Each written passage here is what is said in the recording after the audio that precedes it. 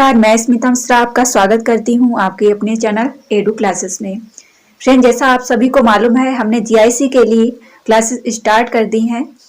तो आप इन क्लासेस को देखिए और जो भी मेन टॉपिक मैं बता रही हूं उनको नोट भी करते जाइए।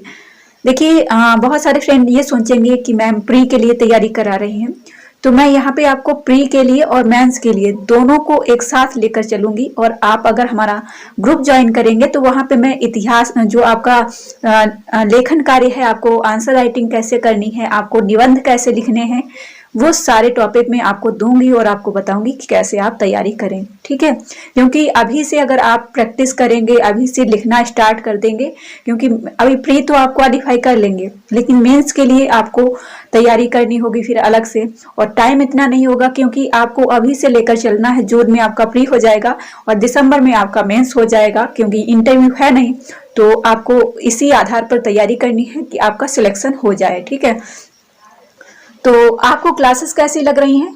आपने बताया बहुत अच्छा लगा, इसलिए मैं ये क्लास कंटिन्यू रख रही हूँ।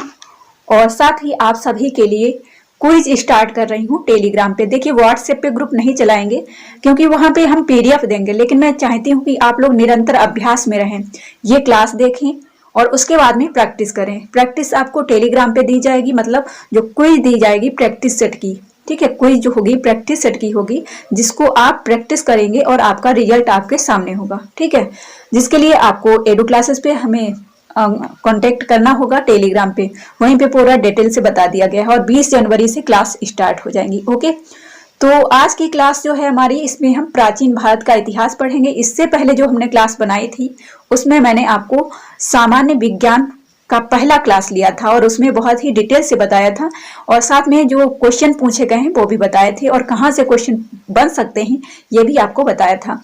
अगर आप कोई बुक लेना चाहते हैं तो आप हमें कमेंट बॉक्स में बताइए, मैं आपको कुछ बुक्स जो है बताऊंगी कि आप इन्हें पढ़िए जीआईसी के लिए। ठीक है, वैसे तो मैं नहीं चाहती हूँ कि आप लोग बुक्स लीजिए। 40 क्वेश्चन के लिए आपको कहाँ से क्या पढ़ना है इतना मैं ही आपको यहाँ पे कवर करा दूंगी। ठीक है, क्योंकि अभी से जब हम जनवरी से तैयारी करना स्टार्ट कर देंगे और आपका मई तक पूरा मैं कंप्लीट करा दूंगी। 20 जून को आपका एग्जाम है। ठीक है, तो मैं मई तक सारा कंप्लीट करा दूंगी, जो साइंस है, हिस्ट्री है, ज्योग्राफी है, सारे टॉपिक। ठीक है, और वो भी प्रैक्टिस के साथ, रिवीजन के साथ। ठीक है, आप हमारे साथ जुड़ेंगे तभी आपको पता चलेगा कि हाँ, हम कैसे आपकी तैयारी कराएंगे। तो चलिए स्टार्ट करेंगे आज की क्लास, लेकिन आपको अपना फीडबैक जरूर देना है कि क्लास आपको कैसी लगी। साथ ही अगर आप चाहें तो इसे शेयर भी कर सकते हैं, क्योंकि ये और भी स्टेट लेवल के जो एग्जाम होते हैं उनके लिए भी महत्वपूर्ण है। तो चलिए देखिए, पाषाण काल से हम स्टार्ट करेंगे। जिस काल का कोई लिखित साक्ष्य नहीं मिलता है, जहां पे कोई लिखित साक्ष्य ही नहीं है, उसे हम प्रागैतिहासिक काल कहते हैं। पूछा जाता है कि प्रागैतिहासिक काल को हम क्या समझते हैं? जहां कोई लिखित साक्ष्य नहीं मिलता है, या जिस काल का कोई लिखित साक्ष्य नहीं मिलता है उसे हम किस नाम से जानते हैं? तो प्रागैतिहासिक काल से जानते हैं। और ये नोट्स जो हैं बहुत ही महत्वपूर्ण है। अगर आप इन्हें पढ़ेंगे, इस क्लास को 2-3 बार सुनेंगे, तो ये सारे जीके जीएस को से जिसको डर लग रहा होगा उसके लिए बहुत ही अमेजिंग चीज हो जाएगी, बहुत ही इंटरेस्ट आने लगेगा। आदि ऐतिहासिक काल में लिपि के साक्ष्य तो हैं, किंतु उनके अपठ्य या दुर्बोध होने के कारण उनसे कोई निष्कर्ष नहीं निकलता। जब से लिखित विवरण मिलते हैं वह ऐतिहासिक काल है। ठीक है, ऐतिहासिक काल से जो है विवरण मिलता है। आदि ऐतिहासिक काल में लिपि के साक्ष्य तो हैं, किंतु अपठ्य हैं, दुर्बोध होने के कारण इनको पढ़ा नहीं गया है। ठीक है, मतलब जो लिपि मिली हैं, जो लिपियां मिली हैं, वो आदि ऐतिहासिक काल में मिली हैं, लेकिन उनको पढ़ा नहीं जा सका। नेक्स्ट है जो लिखित प्रमाण मिले हैं वो ऐतिहासिक काल से मिले हैं। प्रागैतिहासिक के अंतर्गत पाषाणकालीन सभ्यता तथा आद्य इतिहास के अंतर्गत सिंधु घाटी सभ्यता एवं वैदिक सभ्यता आदि आते हैं। जबकि 6ठी शताब्दी, समय भी पूछा जा सकता है आपसे, ऑप्शन रख दिया जाएगा। छोटा सा क्वेश्चन, सरल सा क्वेश्चन बनेगा, लेकिन आपको फंसा देगा अगर आपने नहीं पढ़ा होगा। तो जबकि 6ठी शताब्दी ईसा पूर्व से ऐतिहासिक काल का आरंभ होता है। सर्वप्रथम 1863 में भारत में पाषाणकालीन सभ्यता का अनुसंधान प्रारंभ हुआ है। कब से? 1863 से। देखिए, यहाँ पाषाण है, यहाँ 63 है। कुछ ऐसे ट्रिक, आप जब 63 पढ़ेंगे तो 60 यहाँ पे निकलता है, यहाँ पाषाण। ठीक है, तो आप इस तरीके से चीजें ध्यान रख सकते हैं। उपकरणों की भिन्नता के आधार पर संपूर्ण पाषाण युगीन संस्कृति को 3 मुख्य चरणों में विभाजित किया गया है। आपसे पूछा जा सकता है कि कितने भागों में विभाजित किया गया है, तो 3 मुख्य चरणों में इसको विभाजित किया गया। ये हैं पुरा पाषाण काल, मध्य पाषाण काल, नव पाषाण काल। आपसे पूछा जा सकता है इनमें से है या फिर इनमें से कोई नहीं है, या मतलब इनमें से कौन नहीं है। ठीक है, तो ये 3 है, इन्हें आप ध्यान रखिएगा। चाहे तो आप नोट कर सकते हैं, पहली क्लास है, क्रम से सारी क्लासेस आएंगी। ठीक है, उपकरणों की भिन्नता के आधार पर पुरा पाषाण काल को भी 3 कालों में विभाजित किया गया है। पुरा पाषाण काल, कोड उपकरण, हस्त कुठार, खंडक, विदारणी। जो आपने देखा होगा एक कुल्हाड़ी होती है, वो आपका पूर्व पुरा पाषाण काल में मिली थी, हस्त कुठार, जिसे कुल्हाड़ी कहते हैं। मध्य पुरा पाषाण काल, फलक उपकरण तथा उच्च पुरा पाषाण काल, दक्षिणी खुरचनी उपकरण सर्वप्रथम पंजाब की सोहन नदी घाटी, पाकिस्तान से चापर, चापिंग, पेबुल संस्कृति के उपकरण प्राप्त हुए हैं। आपसे ये संस्कृत पूछी जा सकती है, कहाँ है, तो ये संस्कृति कहाँ प्रचलित है, ये पाकिस्तान में। ठीक है, चापर, चापिंग, पेबुल ये सोहन नदी घाटी पर है। ठीक है, सर्वप्रथम पंजाब की, कहाँ है, पंजाब में है सोहन नदी घाटी।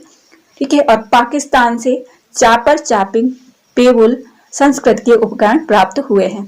सर्वप्रथम मद्रास के समीप ब्रज मदुरै तथा अतिरिक्त पक्कम से हैंड एक्स संस्कृत के उपकरण प्राप्त किए हैं।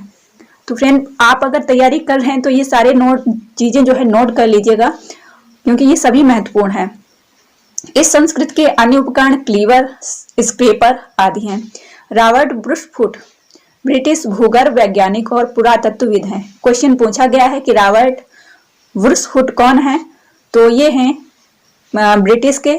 पूछा जा सकता है कहाँ के हैं, क्योंकि क्वेश्चन बना है, ये ब्रिटिश के हैं। और ये हैं कौन, तो ये भूगर्भ वैज्ञानिक और पुरातत्वविद हैं। ठीक है, यह आपसे पूछा जा सकता है कि ब्रिटिश के भूगर्भ वैज्ञानिक और पुरातत्वविद कौन हैं, तो ये हैं रॉबर्ट ब्रुशफुट। 1863 में रॉबर्ट ब्रुशफुट ने मद्रास के पास पल्लवरम नामक स्थान से पहला हैंड एक्स प्राप्त किया था। कहां से, मद्रास में, पल्लवरम में। उनके मित्र किंग ने अतिरंपकम से पूर्व पाषाण काल के उपकरण खोज निकाले थे। वर्ष 1935 में टी टेरा के नेतृत्व में एल कैम्ब्रिज अभियान दल से सोहन घाटी में सबसे महत्वपूर्ण अनुसंधान किए गए। वेलन घाटी में इलाहाबाद विश्वविद्यालय के जी.आर. शर्मा के निर्देशन में अनुसंधान किया गया था। कहाँ, वेलन घाटी में इलाहाबाद विश्वविद्यालय के जी.आर. शर्मा के निर्देशन में अनुसंधान किया गया। पूर्व पाषाण काल से संबंधित यह 44 पुरा स्थल प्राप्त हुए थे।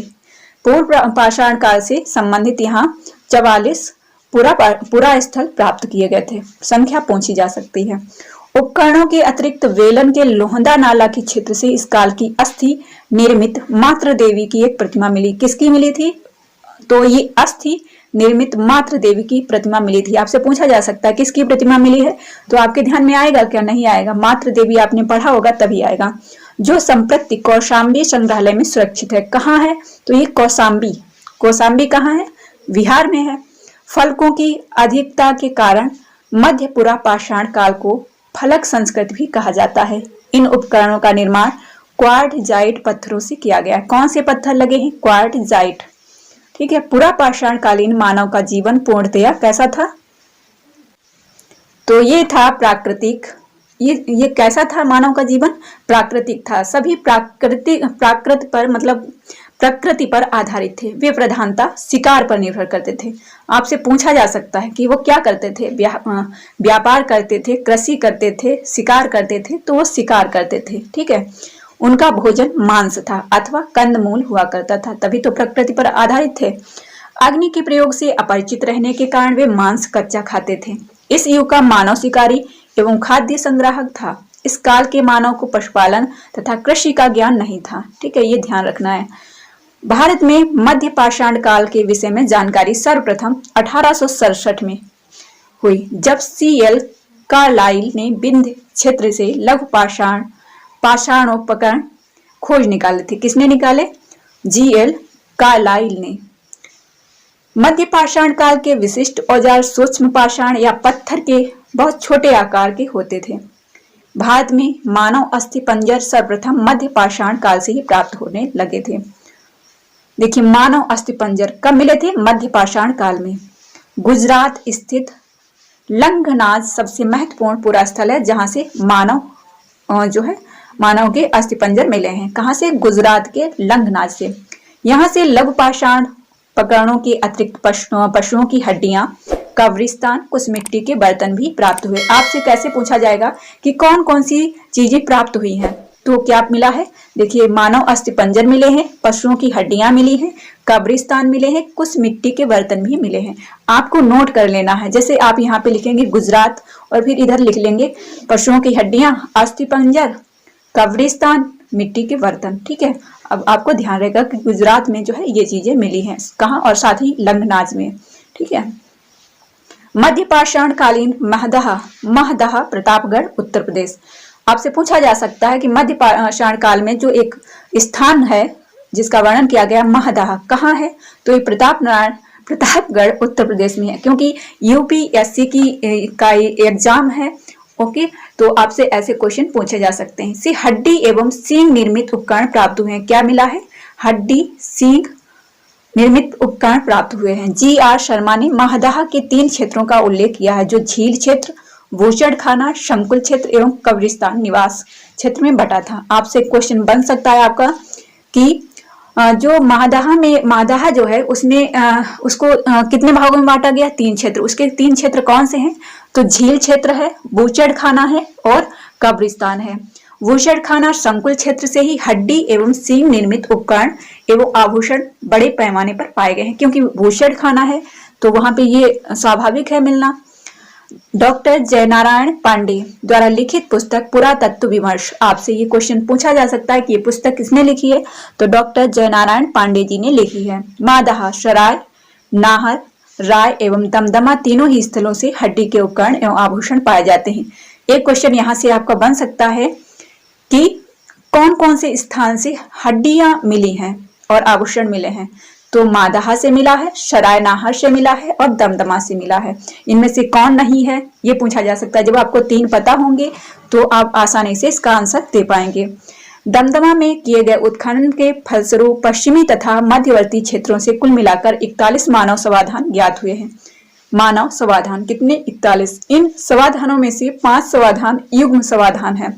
आपको ये भी ध्यान रखना है कि आपसे पूछा जाएगा युग्म समाधान मतलब पुरुष और स्त्री दोनों के शवों को एक जगह पे जो है उनका कब्र बनाया गया। ये ऐसा कौन सा स्थान है? ये दमदमा है। ठीक है, और है कहाँ? तो ये उत्तर प्रदेश में ही है। नेक्स्ट है शेष समाधानों में एक एक कंकाल मिले हैं। सराय नाहर राय से ऐसी समाधि मिली है जिसमें 4 मानव कंकाल एक साथ दफनाए गए। और ऐसे ही टॉपिक जो है आपके क्वेश्चन बन जाते हैं। आपसे पूछा जा सकता है कि कौन सा ऐसा क्षेत्र है जहां पे 4 मानव कंकाल एक ही जगह दफनाए गए हैं? तो ये है सराय नाहर और ये भी आपका उत्तर प्रदेश में है। यहाँ की कब्रें समाधियां आवास क्षेत्र के अंदर स्थित थी। कब्रें छिछली तथा अंडाकार थी। क्वेश्चन बन सकता है कि जो समाधियां थी, जो कब्रें थी, वो किस प्रकार की थी? त्रिभुजाकार थी, आयताकार थी, अंडाकार थी? तो वो जब आप देखेंगे कि कोई समाधि बनती है तो इस तरीके से बनती है, तो ऐसा ही अंडा होता है। ठीक है, तो ये अंडाकार थी। और साथ ही मैं एक बार आपको बता दूं कि जो अब यहाँ पे बताऊंगी कि जो मैं क्लास यहाँ पे दूंगी उसी की वहां पे क्विज कराऊंगी, उसका रिवीजन कराऊंगी। जो क्वेश्चन महत्वपूर्ण होंगे, जो आपके एग्जाम में आने वाले होंगे, उन्हीं का हम टेस्ट लेंगे और उन्हीं के नोट्स बना के आपको प्रोवाइड कराएंगे। ठीक है, फीस बहुत ज्यादा नहीं होगी, सिर्फ आपको 399 रुपए पे करने होंगे। इसलिए ये इतनी कम फीस रखी है जिससे आप सभी लोगों को लगे कि हाँ हमें ज्वाइन करना चाहिए, मैम के साथ जुड़ना चाहिए और अपनी सफलता को निश्चित करना चाहिए। अगर आपको क्लास पसंद आ रही होगी तो आप लोग जरूर ऐसा करेंगे और आप हमारे साथ जरूर जुड़ेंगे। इसीलिए मैंने इतनी कम फीस रखी है, इससे सभी जो है मैनेज कर सकते हैं। ठीक है, मात्र 399 रुपए। नेक्स्ट है, आप देखिए विंध्य क्षेत्र के लेखैया के शिलाश्रय संख्या 1 से मध्य पाषाणिक लघु पाषाण उपकरणों के अतिरिक्त 17 मानव कंकाल प्राप्त हुए हैं। आपसे एग्जाम में पूछा जा सकता है, इतना आसान भी नहीं है। आपको मालूम होगा जो 40 क्वेश्चन बनेंगे वो इतने आसान भी नहीं होंगे कि आप अपने हिसाब से क्या पढ़ेंगे। आप किसी सीनियर से, किसी समझदार व्यक्ति से, यहाँ पे आपको मैं एक जो है पिक यहाँ पे लगा रही हूँ, इसे जरूर देखिएगा। ठीक है। तो एक समझदार व्यक्ति के साथ अगर आप जुड़ेंगे और अपनी सफलता के लिए कार्य करेंगे तो आपको निश्चित सफलता मिलेगी। मैं आपको बता दूं, इस बार नेट जेआरएफ में हमारे साथ वो लोग सफल हुए हैं जिन्होंने कभी सफलता के लिए सोचा भी नहीं होगा। ठीक है। क्या आपको लगता है कि कोई हाउसवाइफ जो है 15 साल बाद अपने 10 साल के बच्चे के साथ या 15 साल के बच्चे के साथ पढ़ाई करके नेट क्वालिफाई कर सकती है? तो तभी कर सकती है जब उसको सही मार्गदर्शन मिलेगा। क्या आपको लगता है कि जो व्यक्ति 3-4 सब्जेक्ट बदलकर पीजी कर रहा है उसको तभी सफलता मिल सकती है जब वह सही मार्गदर्शन में होगा?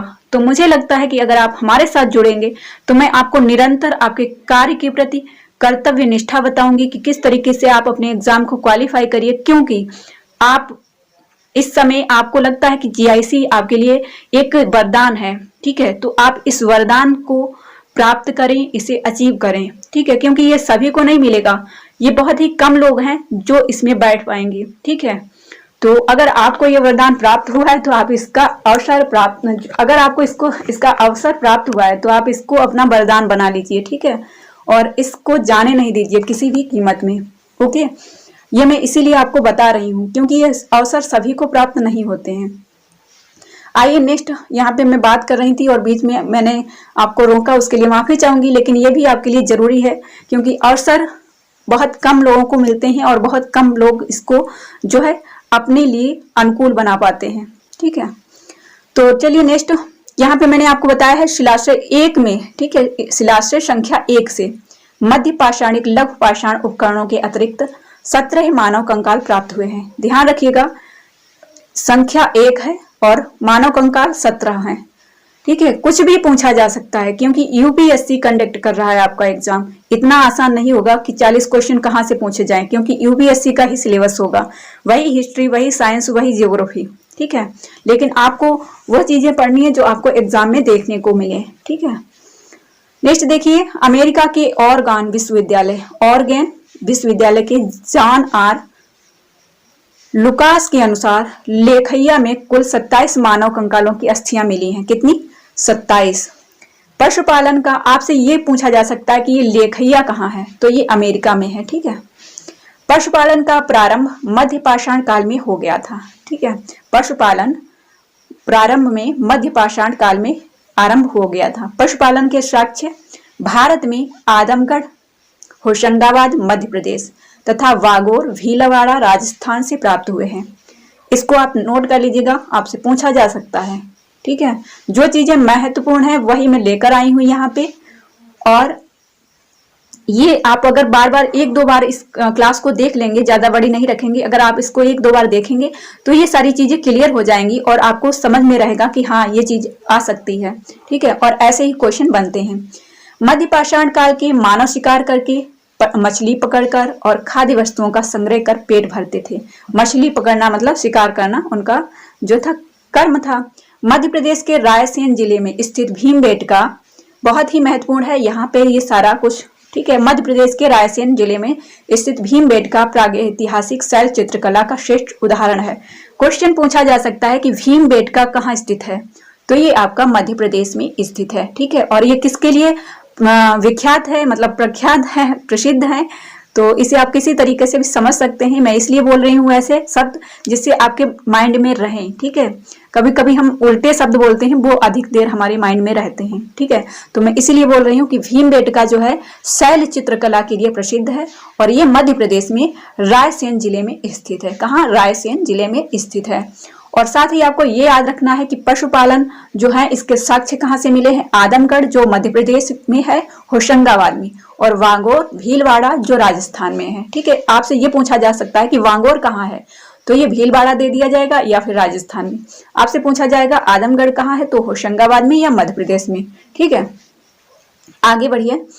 आगे है आपका यहाँ पे भारत में यहीं से चित्रकारी से युक्त सर्वाधिक 500 शिलाश्रय प्राप्त हुए। इसीलिए हर क्वेश्चन, हर एग्जाम में पूछा जाता है ये वाला क्वेश्चन। भीमबेटका आपको याद रखना है, शैल चित्रों के लिए याद रखना है। यूनेस्को ने इसको जो है भीमबेटका को, शैल चित्रों को विश्व विरासत सूची में शामिल कर लिया है। ठीक है। यूनेस्को ने, तो ये भी याद रखना है आपको। और 500 शिलाश्रय प्राप्त हुए हैं यहाँ से। नेक्स्ट है आपका सर्वप्रथम खाद्यान्नों का उत्पादन नवपाषाण काल में प्रारंभ हुआ है। खाद्यान्नों का उत्पादन नवपाषाण काल में प्रारंभ हुआ है।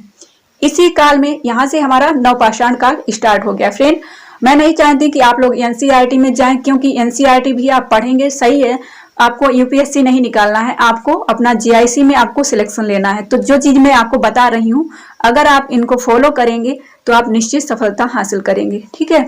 सर्वप्रथम खाद्यान्नों का उत्पादन नवपाषाण काल में प्रारंभ हुआ है। इसी काल में गेहूं की कृषि प्रारंभ हुई है।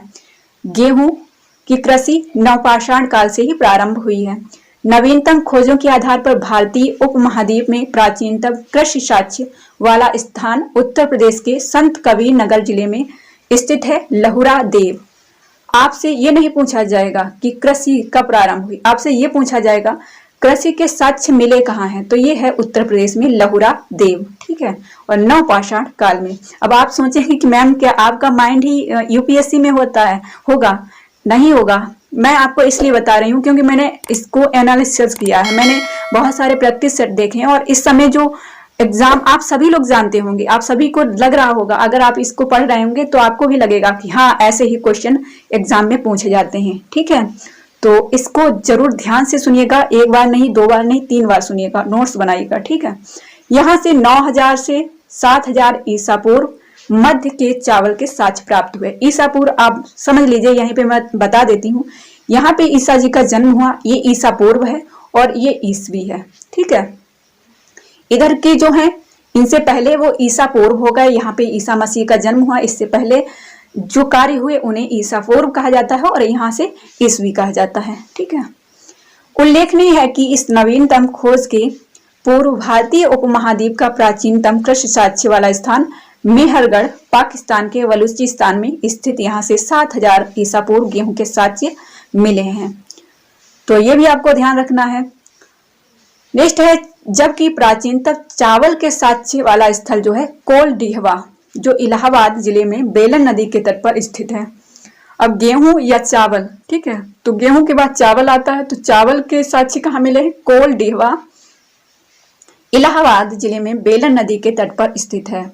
यहाँ से 6500 ईसा पूर्व के चावल की भूसी के साक्ष्य मिले हैं। चावल के नहीं, उसकी भूसी के साक्ष्य मिले हैं। ठीक है, ये ध्यान रखना। चीन यांगती नदी घाटी क्षेत्र में लगभग 7000 ईसा पूर्व चावल उगाया गया। चीन की यांगत्जी नदी घाटी जो है, इसके करीब में ही जो है चावल उगाया गया। मक्का का प्रथम साक्ष्य मैक्सिको में मिला है, ये ध्यान रखिएगा, आपसे एग्जाम में पूछा जा सकता है। बाजरा चीन में, सोरगम 5000 ईसा पूर्व अफ्रीका में, राई 5000 ईसा पूर्व दक्षिण पूर्व एशिया में, जई 2300 ईसा पूर्व यूरोप में सर्वप्रथम उगाया गया है। बहुत ही महत्वपूर्ण है, सभी नोट कर लेना। गेहूं कहाँ मिला है, चावल कहाँ मिला है, मक्का कहाँ मिला है, बाजरा कहाँ मिला है, सोरगम आपका कोई एक होगा, मुझे इसके बारे में नहीं जानकारी है कि सोरगम क्या होता है। राई जो सरसों है इसको कहते हैं। जई होती है जो गेहूं और जौ, इसके ही समान एक जो है कुछ खाद्य पदार्थ होगा, जई। ठीक है, तो ये सारे नोट कर लीजिएगा आप। मेहरगढ़ से पाषाण संस्कृत से लेकर हड़प्पा सभ्यता तक के सांस्कृतिक अवशेष प्राप्त हुए हैं। मानव कंकाल के साथ कुत्ते का कंकाल वुर्ज होम जम्मू कश्मीर से प्राप्त हुआ है। बहुत ही महत्वपूर्ण है, एग्जाम में पूछा जा सकता है। ठीक है, मानव कंकाल के साथ कुत्ते का कंकाल वुर्ज होम। आप समझिए यहाँ पे कि मानव है, इसका कंकाल है। अब जब बुढ़ा हो जाता है कोई व्यक्ति तो वो चाहेगा कि हमारे साथ कोई रहे, और इस जमाने में शहरी क्षेत्र में आप देखेंगे कि जो बुजुर्ग लोग होते हैं वो अपने साथ कुत्तों को रखते हैं। तो यहाँ से आप समझ सकते हैं कि वुर्ज होम मतलब बुजुर्गों के होम में कुत्ते साथ रहते हैं। इस तरीके से मतलब एक ट्रिक आप समझ लीजिएगा। ठीक है, गर्त आवास के साक्ष्य भी यहीं से प्राप्त हुए हैं। इस पुरा स्थल की खोज वर्ष 1935 में डी टेरा एवं पीटरसन ने की थी। गुफ कराल कश्मीर में स्थित नवपाषाण स्थल है। गुफ कराल कहाँ स्थित है? कश्मीर में। नवपाषाणिक स्थल है। गुफ कराल का अर्थ है कुलाल अर्थात कुम्हार की गुहा। एग्जाम में पूछा जा सकता है कि गुफ कराल क्या है, तो कुम्हार की गुहा। ठीक है, गुफा। यहाँ के लोग कृषि एवं पशुपालन कार्य करते थे। चिरांद बिहार के सारण जिले में स्थित है। यहाँ से नवपाषाण अवशेष प्राप्त हुए हैं, चिरांद बिहार से। बुर्ज होम जम्मू कश्मीर के पश्चात चिरान से सर्वाधिक मात्रा में नवपाषाणिक उपकरण प्राप्त हुए हैं। आपसे ये पूछा जा सकता है कि सर्वाधिक जो है नवपाषाणिक उपकरण कहाँ से प्राप्त हुए हैं, तो ये चिरांद से। चिरांद कहाँ है, ये आपका बिहार में है। यहाँ से हड्डी के अनेक उपकरण प्राप्त हुए हैं। ये पूछा जा सकता है कि हड्डी के सबसे ज्यादा उपकरण कहाँ प्राप्त हुए हैं, तो चिरांद में। यहाँ से प्राप्त उपकरण हिरण के सींगों से निर्मित हैं। नवपाषाण युगीन दक्षिण भारत से मृतक को दफनाने के स्थल के रूप में बृहद पाषाण स्मारकों की पहचान की गई है। नवपाषाण कालीन पुरास्थल राग के टीले कर्नाटक में मैसूर के पास बेल्लारी जनपद में स्थित संगनकल्लू नामक स्थान से प्राप्त हुए हैं। किसमें, राख के टीले। ठीक है, इससे पता चलता होगा कि वो लोग जो है पशुपालन करते होंगे। इसी से पता लगाया गया कि जो नवपाषाण युग के जो उस समय के जो मानव थे वो राख के टीले उन्हें ऐसे प्राप्त हुए कि वहां पे वो लोग जानवरों को पशुपालन करते थे और जो उसका गोबर होता था उसको वो एक जगह डालते थे। और जब इसका विनाश हुआ तो ये राख के टीले जो थे वहां जैसे भी मतलब वहां का जो है विनाश हुआ हो, मतलब वो समाप्त हुआ हो, तो ये राख के टीले वहां बन गए। ठीक है, इससे पता किया जा रहा है कि ये जो है पशुपालन यहाँ होता था। कर्नाटक में मैसूर के पास बेल्लारी जनपद में स्थित संगनकल्लू नामक स्थान से प्राप्त हुआ। पिकलीहल में भी राख के टीले मिलते हैं। ये राख के टीले नवपाषाण युगीन पशुपालक समुदायों के मौसमी शिविरों के जल अवशेष हैं। आग का उपयोग नवपाषाण काल की ही महत्वपूर्ण उपलब्धि थी। आग का उपयोग यहीं से स्टार्ट हुआ है।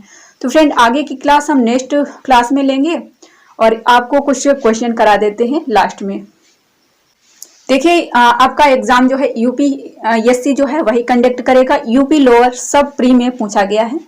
रॉबर्ट बुशफुट थे, कौन थे आपको पता ही होगा। यहाँ पे दो ऑप्शन सही होंगे, एक तो भूगर्भिक वैज्ञानिक, दूसरे पुरातत्वविद थे। ठीक है, ये पहला क्वेश्चन है। देखिए यहाँ पे व्याख्या भी लिखी है जो हम पढ़ के आए हैं। इंसाइक्लोपीडिया ब्रिटानिका के अनुसार रॉबर्ट बुशफुट ब्रिटिश भूगर्भ वैज्ञानिक और पुरातत्वविद थे। जियोलॉजिकल सर्वे से संबंध रॉबर्ट बुशफुट ने 1863 में भारत में पाषाणकालीन बस्तियों के अन्वेषण की शुरुआत की। अतः स्पष्ट है कि इस प्रश्न का उत्तर ए और बी होगा। ठीक है, क्योंकि ये वैज्ञानिक भी थे और पुरातत्वविद भी थे। नेक्स्ट क्वेश्चन आप देखेंगे कि कोपेनहेगन संग्रहालय की सामग्री से पाषाण कांस्य और लौह युग का त्रिगुण विभाजन किया था। किसने किया था, तो यहाँ ये यूपीपीसीएस प्री में पूछा गया और आपको भी इसी लेवल के प्रश्न तैयार करने हैं। तो ये आपका थॉमसन ने, ठीक है, कोपेनहेगन थॉमसन, यहाँ भी यन आता है ना आता है, यहाँ भी ना आता है। इसका जो व्याख्या है, डेनमार्क के कोपेनहेगन संग्रहालय की सामग्री के आधार पर पाषाण कांस्य और लौह युग का त्रियुगी विभाजन 1820 में पुरातत्विक क्रिश्चियन जर्गेनसन थॉमसन ने किया था। नेक्स्ट क्वेश्चन आपका है, उत्खनित प्रमाणों के अनुसार पशुपालन का प्रारंभ हुआ। तो पशुपालन आपका हुआ है मध्य पाषाण काल से। तो यहाँ पे डी ऑप्शन आपका हो जाएगा। यूपीपीसीएस मेंस में पूछा गया है मध्य पाषाण काल में। नेक्स्ट क्वेश्चन आपका यहाँ पे आप देख सकते हैं कि मध्य पाषाण काल के अंतिम चरण में पशुपालन के साक्ष्य प्राप्त होने लगते हैं।